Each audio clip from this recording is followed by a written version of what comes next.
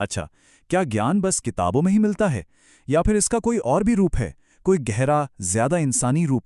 आज हम सदियों पुरानी एक ऐसी ही बात को समझने की कोशिश करेंगे जो ज्ञान को लेकर हमारी आज की सोच को, आप कह सकते हैं, एक तरह से चुनौती देती है। ये शब्द सदियों से गूंज रहे हैं ना। और ये सिर्फ एक कविता नहीं है, बल्कि एक पहेली है, एक गहरा सवाल है जो हमें सोचने पर मजबूर करता है कि आखिर ज्ञान का असली मतलब क्या है। तो चलिए इसमें थोड़ा और गहरे उतरते हैं।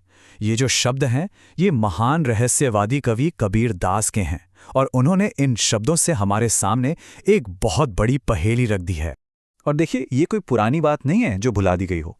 आज भी लोग इंटरनेट पर इस दोहे का मतलब खोज रहे हैं। ये दिखाता है कि डिजिटल ज़माने में भी ये बातें कितनी मायने रखती हैं। तो कबीरदास का असल में मतलब क्या था?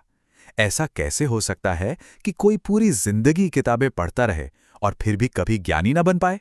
यही वो विरोधाभास है जिसे हम आज समझने वाले हैं।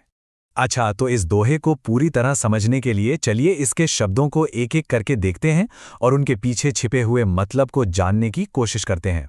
तो पहली लाइन है, पोथी पढ़ी पढ़ी जग मुआ, पंडित भया न कोई।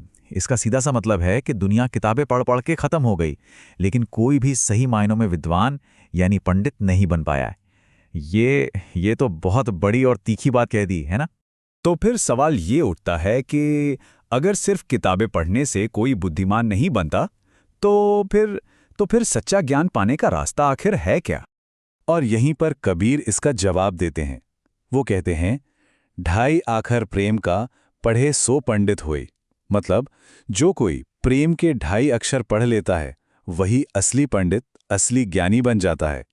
अब यहाँ प्रेम का मतलब सिर्फ वो नहीं है जो हम किताबों में पढ़ते हैं। नहीं, यहाँ इसका मतलब है इंसानियत के जो सबसे जरूरी सिद्धांत हैं उनको समझना, जैसे प्यार, दया और मानवता।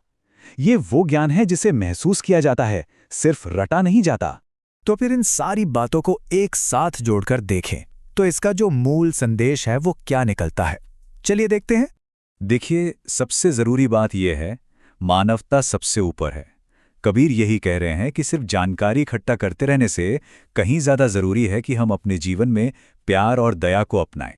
मतलब दूसरे शब्दों में कहे तो सच्चा ज्ञान इस बात से नहीं तय होता कि किसी को कितनी जानकारी है, बल्कि इस बात से तय होता है कि वो अपनी जिंदगी कैसे जीता है।